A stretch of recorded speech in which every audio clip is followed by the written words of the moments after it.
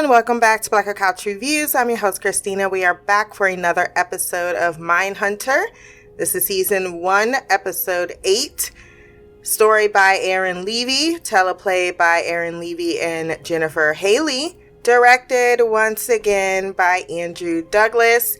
I gave this episode an 8.6 out of 10. I like this episode a lot. I felt like it's back on track to the pace that I'm used to from the first few episodes.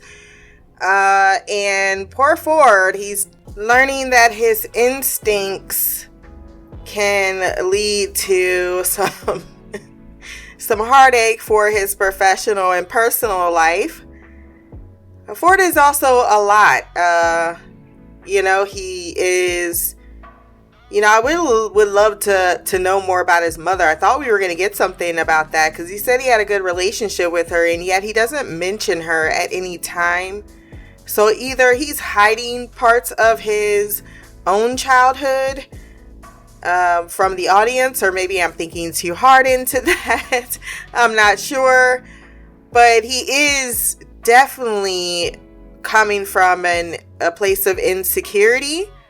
He also has to be on some type of, he's relentless.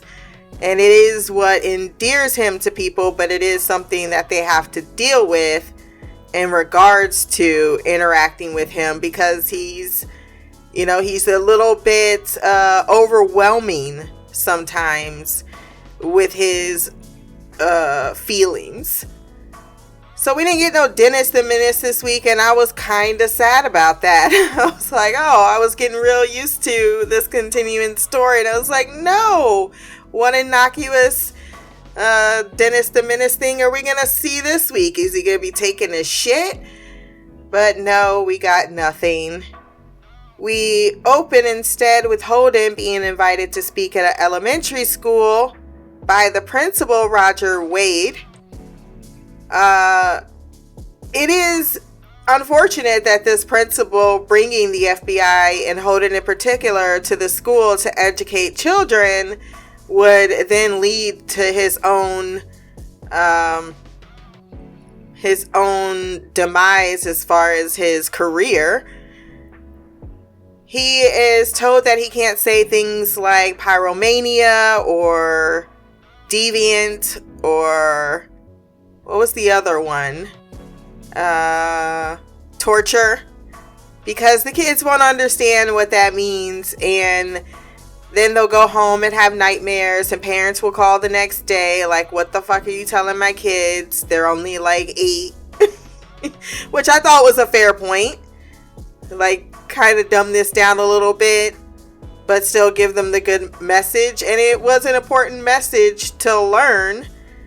And he says, just show them your badge as well. That's pretty much what's going to impress them the most. So Holden goes in and he does his best to try to explain the behaviors they're looking for. People being mean to their pets. This one little girl said, my brother throws rocks at our dog. Get out of here, you meanie. See, I would have considered that concerning behavior, because why the fuck are you doing that?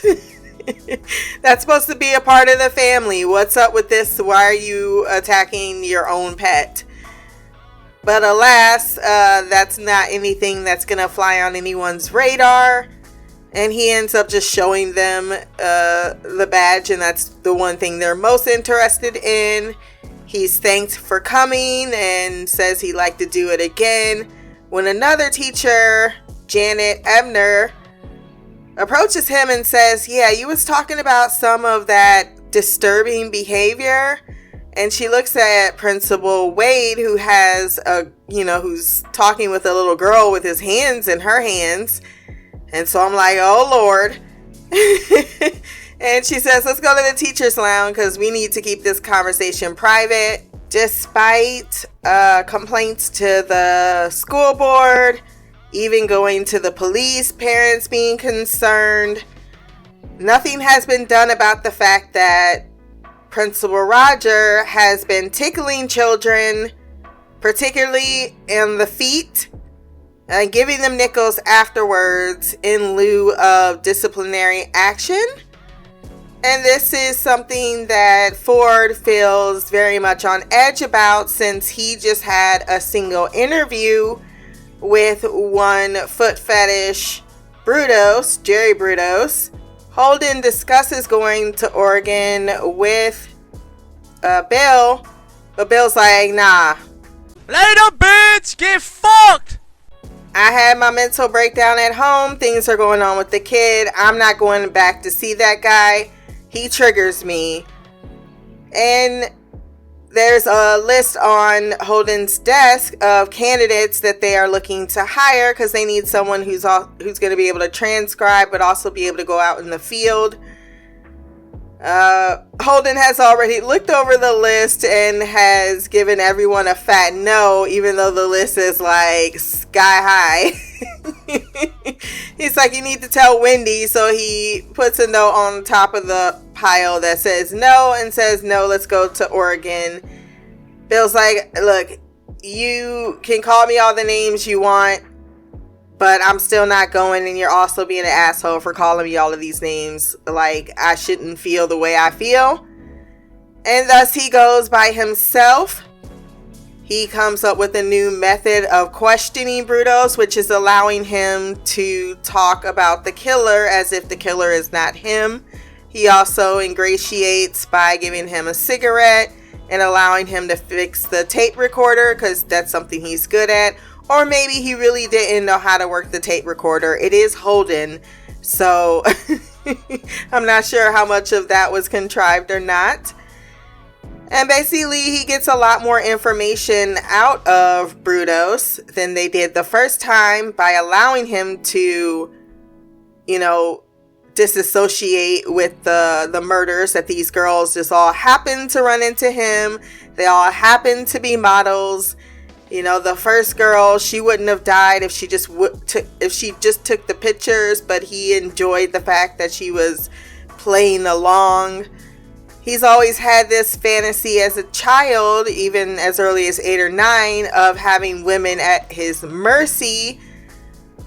So there is some type of idea around actual torture of his victims, and then the foot fetish thing is the sexual aspect of them. But he does want the women in a submissive, unable to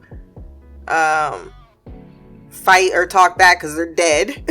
He also strangles them from behind, or attacks them from behind, because he doesn't want them to see him. I believe that's also it could be a sign of shame or remorse, but don't quote me on that. I'm just quoting other shows that I've watched. So, this is very disturbing for him. He even comes out and says, I used to fantasize about girls too. And then when he gets back, he wants to talk more about the conversation, and he completely makes the correlations between him and the principal. There, that's the word I was looking for. But no one is very interested in him going after someone who has nothing but a clean record. He's been teaching for 15 years.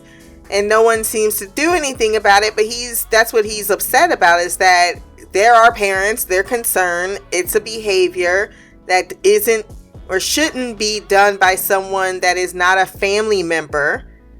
And worse, you're pacifying at the end by giving them money, and then these children are going to the corner stores and bringing, coming home, eating candy and shit.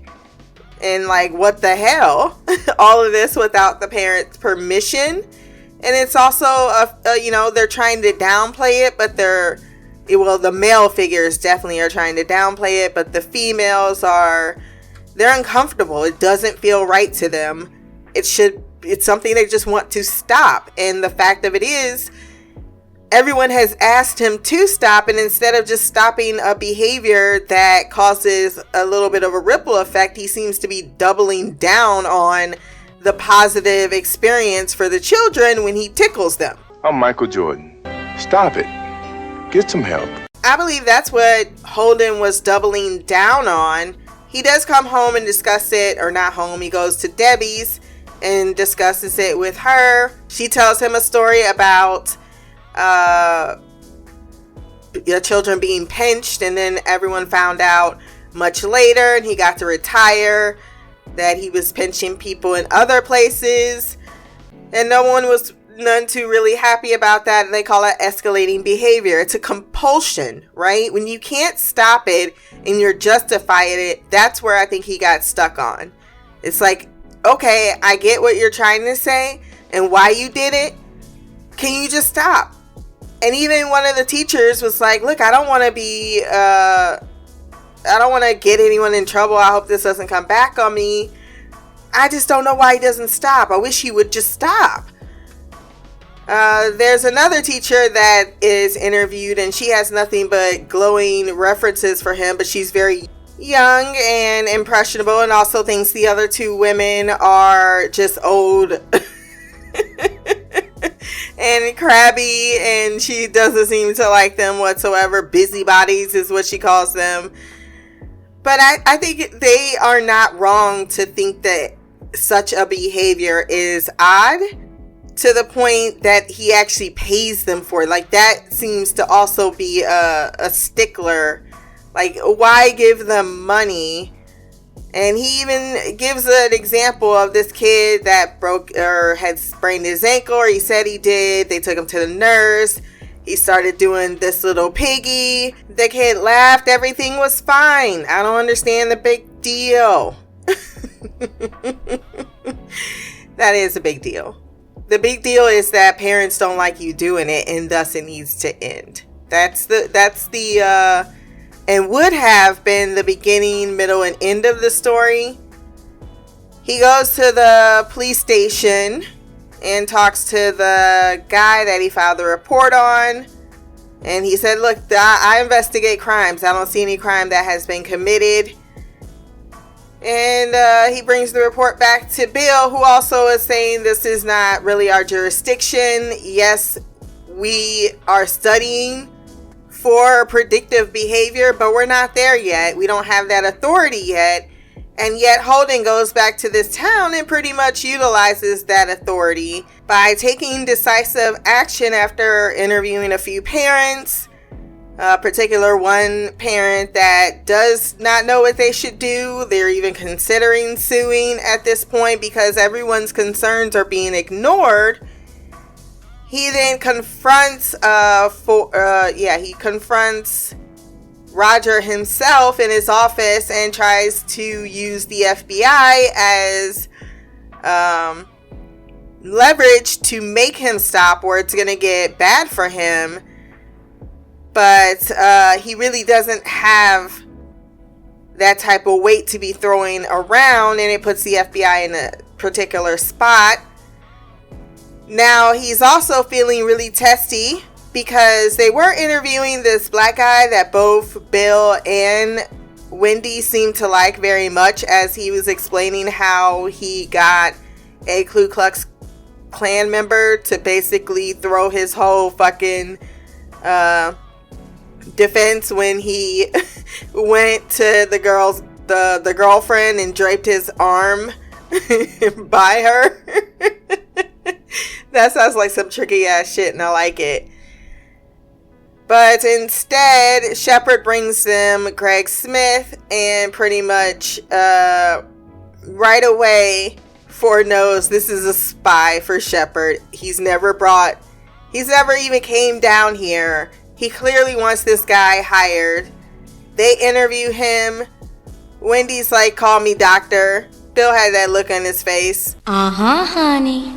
They question how he was raised. He's religious, has 2 children. And after the interview, they're like, well, why not? But Holden is very much against it. He's like, he's a spy.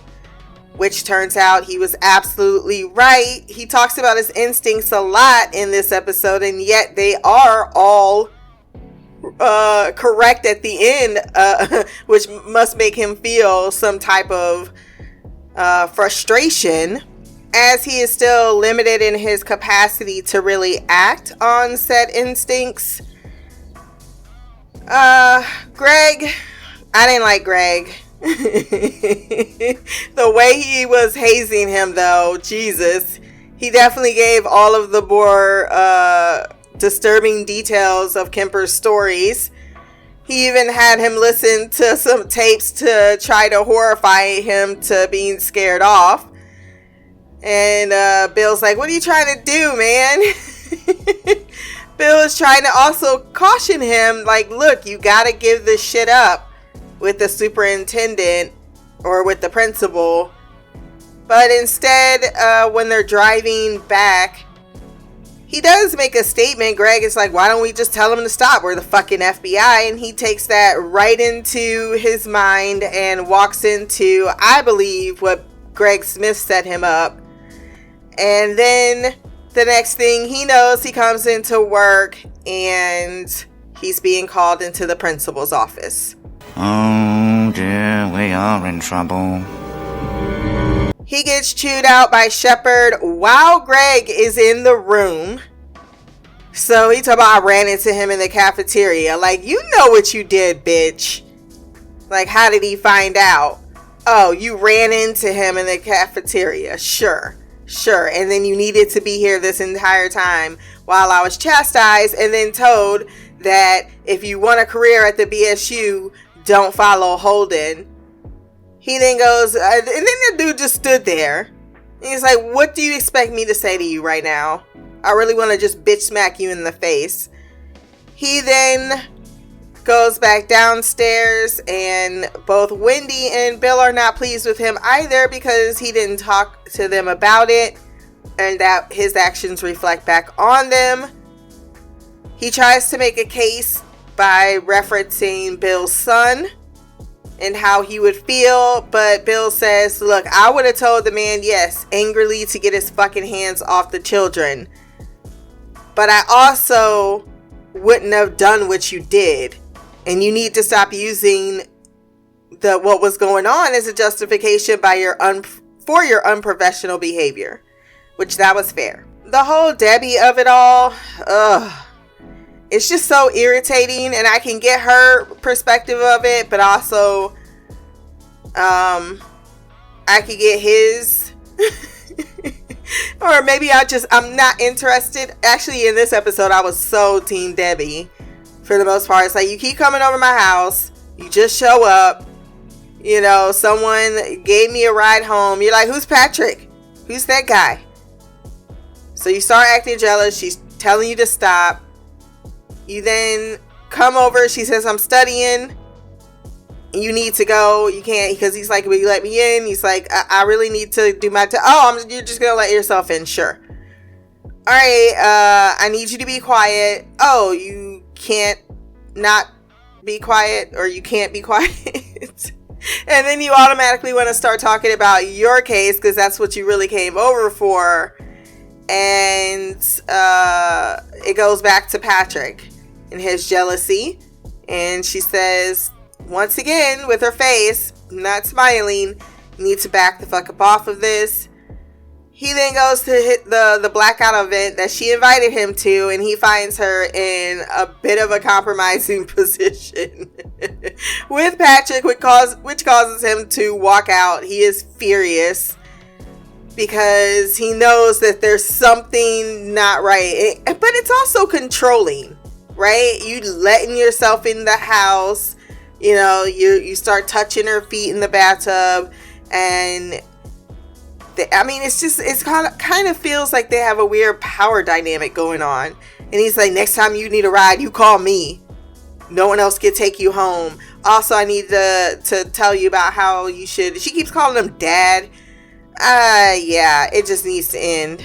It needs to end. I'm not interested.